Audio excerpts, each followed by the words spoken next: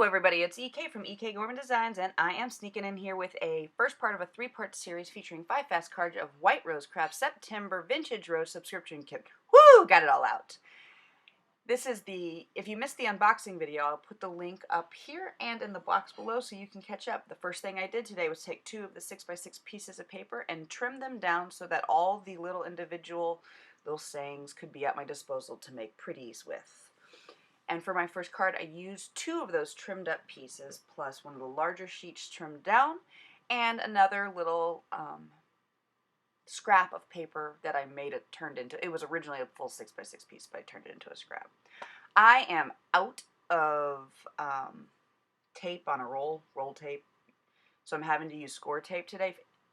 I'm kind of at a conundrum of buying more because I don't really like anything. If anybody has any recommendations of tape on a roll that you know, easy roll out, you know what I'm talking about, like the Tombow stuff, please let me know in the blob below, because I'm looking for something that's reliable and I just have never found it. But scored tape, I love it, it's the best, but it takes so long in videos. So for this first card, I laid the major piece down, and then I pulled out the thermal tape that I have, and it's just a little bit left, like it's just the last of it, and layered up these 3 pieces after distressing all the corners with the Tattered Rose Distress ink that comes in the kit, actually. And everybody's like, oh, but Tattered Rose doesn't really show up. Yeah, it does. It leaves a ghost impression around everything. So where, if you pull a darker color, it leaves kind of a grungy distressing around it. This one leaves like a halo of light, which is one of the reasons I love distressing with Tattered Rose, just because it may not be obvious that it's there, but it's just a lovely effect around the edges. I went ahead and pulled out a button to finish off this first card, and pulled out my glossy accents to glue it down, and then realized it just wasn't going to work. So I pulled out some glue I use for mixed media canvases, and boy, this stuff holds anything. And I can't think of the name of it right now. It's just something I picked up at my local big box store. But there you go, there's the first card, and I love the vintage feel of this kit. It's not shabby chic, it's not true vintage, it's something between the two, and I love the way Kay, owner of White Rose Crafts, describes it. She describes the kit as summer's last throws in the rose garden. So just as summer's ending and fall's on the horizon, that last bit of beauty of the rose garden, where everything's not bright and vibrant anymore, it's now more a little, it's on the verge of dying, but it's not yet.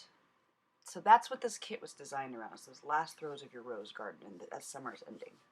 I did pull out my Distressed Hickory Smoke ink here, just to distress up a little bit more this main piece of paper I'm going to lay down on this card. And then I pulled out my Tattered Rose again and blended it around the edges of my card frame, because I wanted that beautiful soft pink to surround my paper piecing, but I didn't want a solid piece of color. I wanted that effect that you get from distressing. And there we go. I've laid the first piece down, and I distressed with that halo effect again the second piece that I'm laying down. And again, it's not blatant and it's not obvious, but it's there, and it actually has a huge impact. It really does add a visual impact. Now you're going to see I screwed up here in a second, because I always lay the card down when I lay out the plan. I lay the card down correctly so I don't accidentally assemble the card wrong. But when I put the Distress Oxide around the edges of it, I turn the card upside down. And now I'm currently assembling the card upside down. Yeah, it's opening from the top at the moment. And I'm going to take out my, I want to call it fabric fusion, but that's not what it is. But it is a fabric glue, I believe. Anyway, good glue. And yeah, this is where I discovered that the card is upside down. I'm like, well, I'll just not, okay, I'm fixing it. So thank goodness I used that thermal tape. The thermal tape takes a little bit of time to really lock down, so you can kind of adhere something and then pull it up and fix it. And then over time, it becomes a real permanent glue. But I still don't like it. I pulled out my fine point pen and just kind of outlined around these 3 sentiment words, and realized I was not going to be able to move that brass flower. In the end, I actually like having the 2 brass flowers on either corner so much better than the original plan. So happy little accidents here, making clouds and happy little trees out of my mistakes. For card 3, I wanted something really simple, and I actually was kind of going for your classic greeting card look. You know when you go pick up a card from the store and it's just simple and it does the job and it's got a beautiful phrase or saying on it. So I pulled the sentiment or the stamp set out from this kit, which has 4 different beautiful scripted sentiments on it, and I stamped them out in the Tattered Rose ink. Now you can kind of read them and kind of see them, but it's really blending in beautifully with the background. It's what I wanted. And then using a little VersaFine black onyx ink, I stamped out the sentiment so it's really clear to see. Adhered down the paper to my card frame, and I did it correctly this time. The card opens the way one would want a card open. And I actually pondered for quite some time how to jazz up this card, and I added some of the rhinestones that are included into the kit. Every once in a while when you pull the little rhinestones up, the adhesive stays on. I just then pull the adhesive up, put the adhesive down, and add the rhinestone, and everything sticks to where it's supposed to. I thought about adding some buttons, and in the end, I really loved how this card came out. It, to me, looks like the card you pick up at your big box store with a beautiful little sentiment on it. For card 4, I went with more layering and paper piecing here. Now, I die cut the beautiful roses from the die is included in the kit, and I die cut it out on that Autumn Hay Petalics paper. If you've never die cut on Petalics paper, you are missing out. This is an incredibly intricate die, and one passed through my die cutting machine on that Petalics paper, and my intricate die cut came out perfect. No fudging, no having to pull my scissors out and trim up little pieces that didn't cut all the way through. If you've not die cut on Petalics, you're missing out. This beige strip here is also that Petalics Autumn Hay that's in the kit.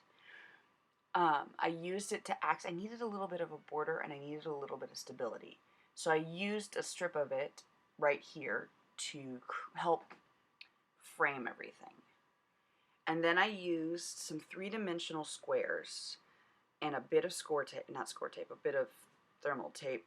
So that way where I've raised everything up, it stays flush and I don't have things uneven. This is one of those pieces in the very beginning of my video I trimmed up so I'd have some more, I'd have some ephemera that matched all the paper to use in the kit. I also used this little sentiment with the same idea of 3 corners of 3-dimensional tape and 1 corner of just normal tape, and it worked out perfectly. I only put glossy accents on the tip of the die cut that I was sticking into the postcard. It is beautifully locked down, but it's still dimensional. And I used a little bit of Nouveau drops to finish this card out. It's the matte vintage drops, and I used it in Dusky Rose. Doesn't this card turn out pretty? For my final card today, I had to use these clocks. So I fussy cut out the clocks and then decided to lay them over this really printed rose paper. This might be my favorite paper. Oh, I don't know. There's so many beautiful papers. It's hard for me with this paper and this kit because they're double-sided, so I feel like hoarding them all. The good news is a lot of the second sides are more neutral, so it's not such a debate of which pretty paper to use. But this, if this isn't my favorite, it's in the top 3. This viney rose paper in the background, and I just love how well the clocks coordinate with it. Now, of course, it's a coordination. It's a group of paper that all coordinates with each other, but I just love the paper. I pulled out the Kaisercraft sticker sheet that's included with the kit and picked out a sticker sentiment plus 2 of the hearts on the sticker sheet and added them to finish off this card. And it's simple, and I love it. As you can see here as I lay out all 5 of today's cards, the paper does the job. The kit is available for pre-order right now. It will start shipping on September 1st, so make sure you pre-order the kit if you're interested in getting it, because once it sells out, it is gone for good. These are limited edition kits, and they've been known to sell out very, very quickly. Thanks for peeking in today, and let me know in the comments below which of the 5 fast cards is your favorite. Until then, happy crafting.